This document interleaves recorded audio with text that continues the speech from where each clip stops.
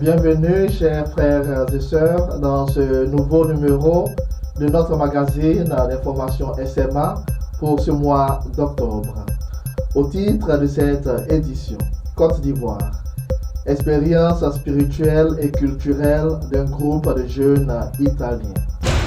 Lyon, réouverture de la maison SMA à 150 cours Gambetta.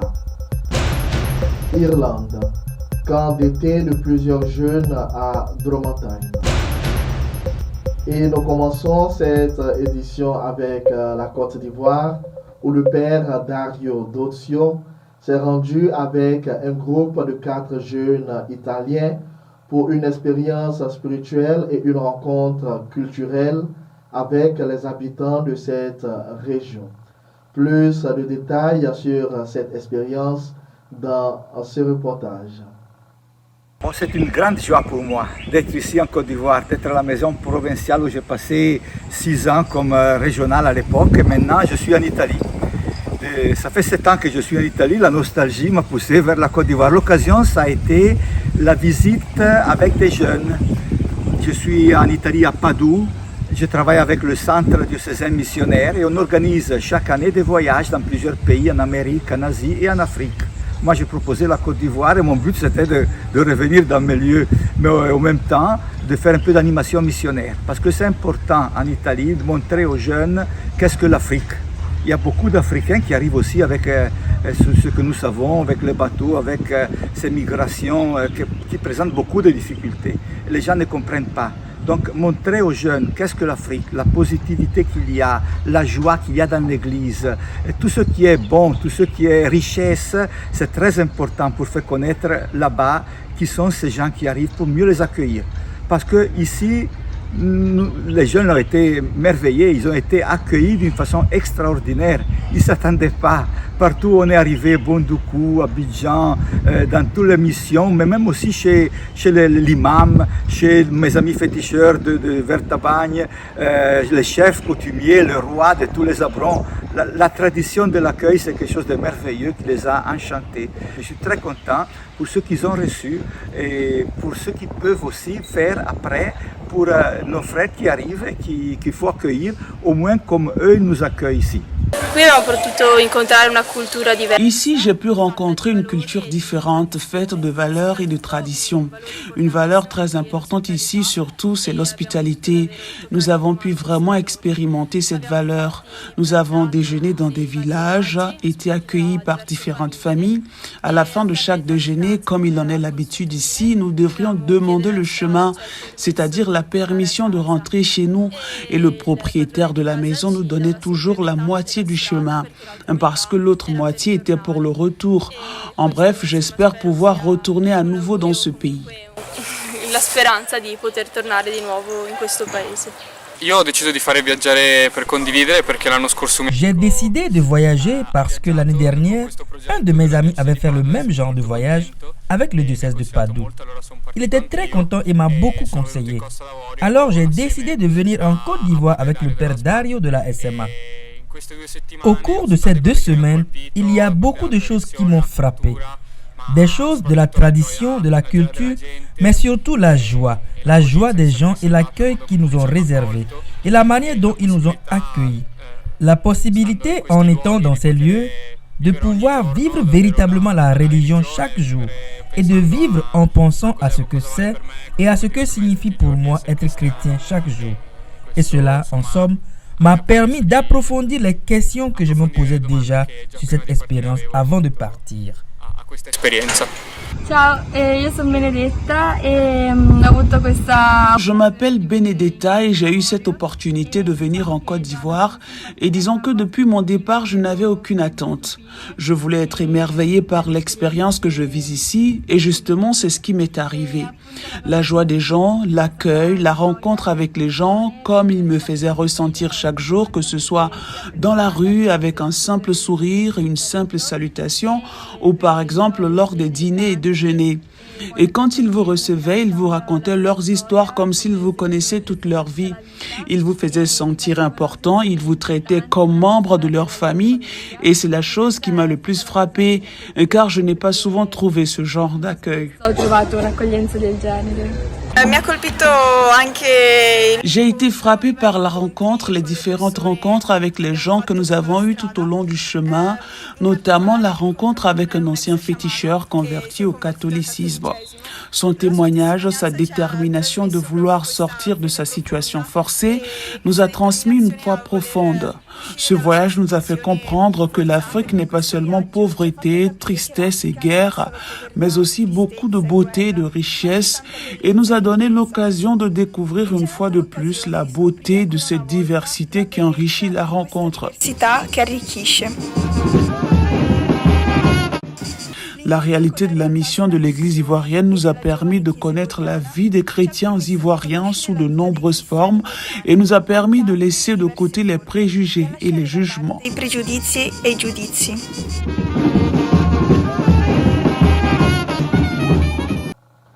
Nouvellement baptisée MIM, Maison internationale missionnaire, la maison SMA à Lyon, 150 cours Gambetta, a réouvert ses portes le 9 septembre dernier.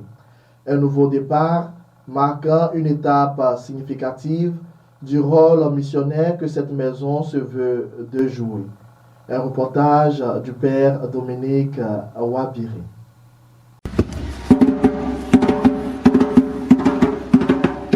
Le tam-tam a retenti et les visiteurs ont répondu à l'invitation. C'est ainsi que s'est déroulée la réouverture tant attendue de la Maison missionnaire internationale le 9 septembre dernier. Avec cette célébration, la Maison missionnaire internationale s'engage dans un nouveau chapitre chargé de promesses et de défis à venir. Merci pour cette rencontre fraternelle. Bienvenue à vous, Monseigneur Olivier Germain, archevêque de Lyon. C'est la deuxième fois cette année que vous venez nous visiter et nous en sommes très honorés. Merci d'avoir accepté de présider cette bénédiction. Pour nous, c'est un grand jour, le fruit de 8 années de réflexion et de travail. J'espère de tout cœur que nous saurons faire grandir cette présence évangélique dans votre diocèse. Bienvenue et merci à vous, Père Tony, supérieur général des missions africaines. Vous représentez la SMA internationale et avez désiré que cette maison devienne un pôle d'échange entre les peuples et entre les églises. Nos visages reflètent déjà cette internationalité et nous sommes conscients du défi qui nous attend. Monseigneur Olivier de Germain, archevêque de Lyon, a souligné que la Maison internationale missionnaire, la MIM, incarne l'aspect familial de la maison comme lieu de rencontre et d'échange. Elle est aussi un espace dédié à l'expérience de la fraternité universelle et de la diversité. On se sent un peu en famille, parce qu'il y a les prêtres, mais il y a aussi des religieuses, il y a des laïcs.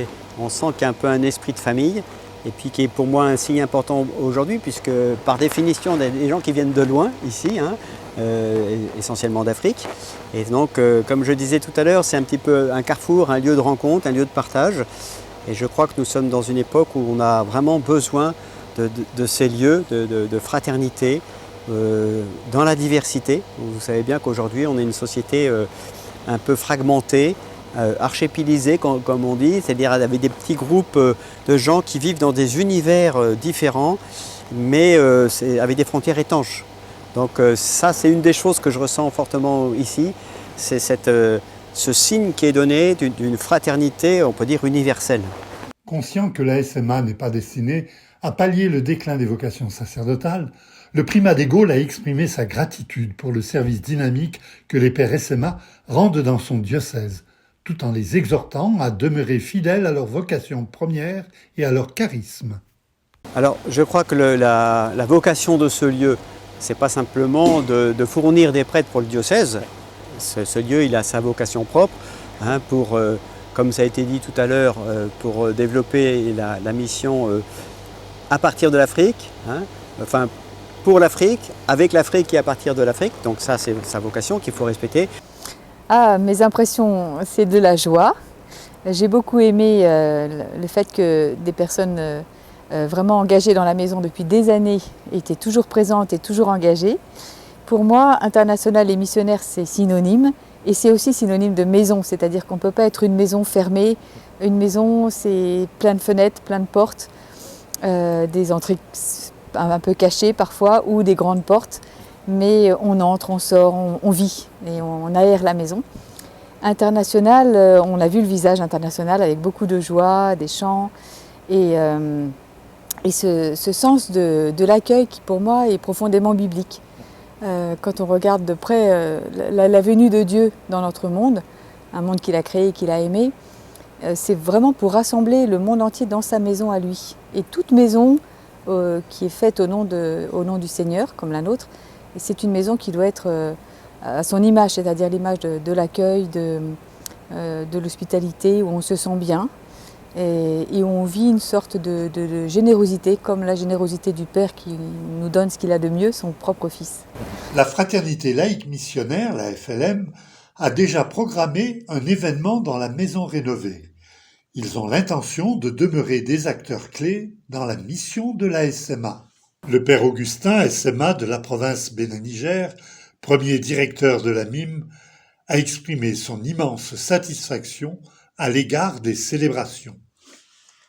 Aujourd'hui, en cette fête de Saint-Pierre Claver, un des saints patrons de notre société, c'est un jour mémorable qui va rester dans les annales de cette nouvelle maison interne de la mission, parce que nous venons de vivre une cérémonie de bénédiction des lieux pour cette réouverture de la maison rénovée.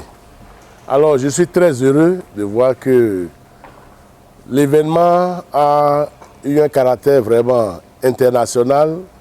La présence du supérieur général venu de Rome a montré que ce n'est pas juste une célébration entre nous.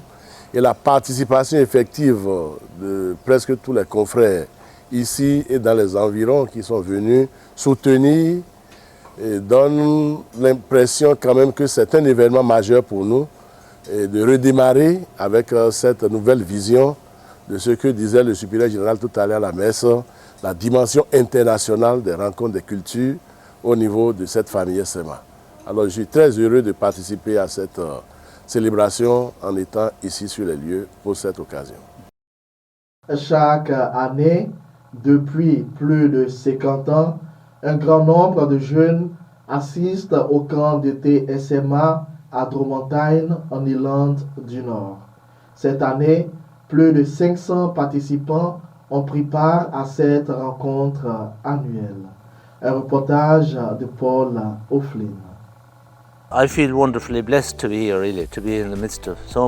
Je me sens merveilleusement chanceux d'être vraiment au milieu de tant de personnes à cette époque où les jeunes s'éloignent de l'église. Nous avons un excellent programme. Nous nous réveillons vers 8h30, 9h. Nous faisons la prière du matin juste avant d'aller prendre le petit déjeuner. Puis, après le petit déjeuner, ils passent aux activités. Outre les jeux, ce moment est aussi un moment d'expérience spirituelle. Chaque semaine, les jeunes assistent à la messe et le soir, ils se rassemblent pour la prière. Ils sont également informés du travail actuel de la Société des missions africaines qui se déroule dans de nombreux pays africains. Ensuite, le mercredi, à la place de la messe, nous avons le jour de Thésée. À midi, tous les jeunes se retrouvent dans la grande salle. Ils s'allongent par terre et méditent pendant un moment. Puis, chaque équipe, à tour de rôle, allume une bougie autour de la croix où ils peuvent prier pour leur famille, leurs amis d'école, ou qui que ce soit, ou pour toute autre intention qu'ils souhaitent. Chaque dimanche soir, quand les jeunes reviennent au camp, ils viennent avec leurs parents, dont bon nombre d'entre eux ont participé au camp dans les années 90 lorsque j'étais ici, et ceux-ci reviennent maintenant avec leurs enfants. Il m'arrive de demander à ces parents lorsque je les rencontre, pourquoi un camp? Pourquoi la SMA devrait-elle continuer ce camp? Et ils me disent, mon père, nous nous sommes fait des amis durables dans ce camp. et nous accueillons des valeurs chrétiennes. Nous promouvons donc ces valeurs et c'est un grand coup de pouce pour les familles et les parents. Il y a une grande foi. Les parents soutiennent très fermement ce camp en raison de l'élément de foi qui y entre et des valeurs que nous promouvons ici. Je ne serais pas la personne que je suis aujourd'hui sans ce camp. Et je pense que tous les participants qui sont ici cette semaine et qui ont été ici au cours des 4 dernières semaines seraient tout à fait d'accord avec moi. Le camp a complètement changé ma vie. Je viens au camp depuis environ 15 ans. Je suis venu ici pour la première fois en 2008 et la plupart de mes meilleurs amis, je les ai rencontrés ici au camp. Et j'espère que c'est ce que ces jeunes gagneront ici. Évidemment, c'est aussi un camp basé sur la foi. Je pense que c'est très important.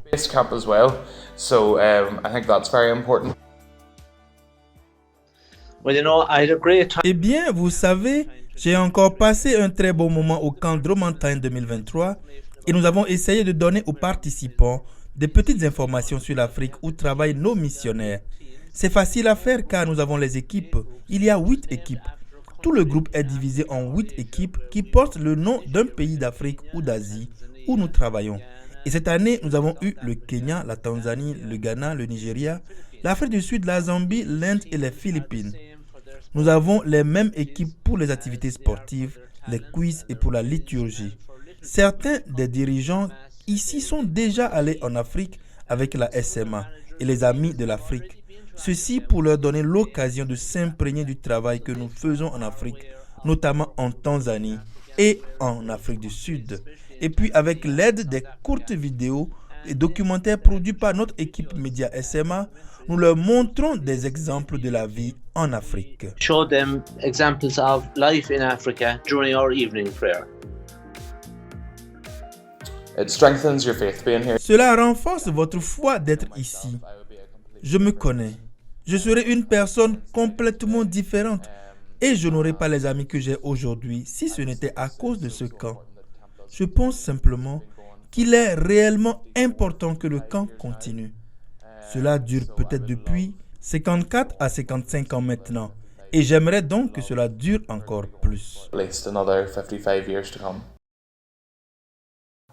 Et maintenant, place aux informations générales.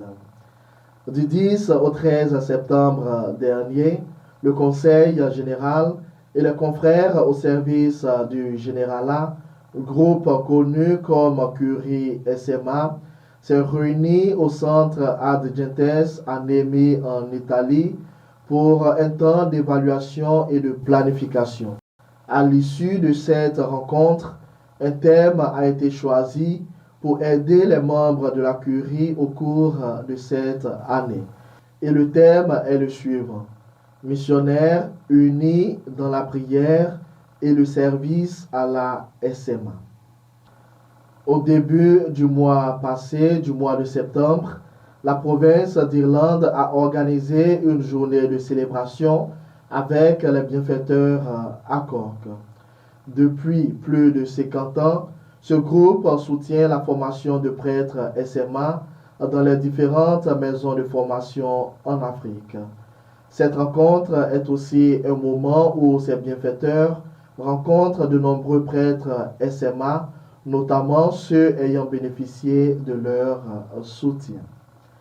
Et c'est avec cette information que nous mettons fin à notre édition du mois d'octobre de notre magazine d'information SMA. Nous vous donnons rendez-vous le mois prochain, toujours avec de nouvelles histoires, de nouveaux endroits. Jusque-là, portez-vous bien et que vive la mission.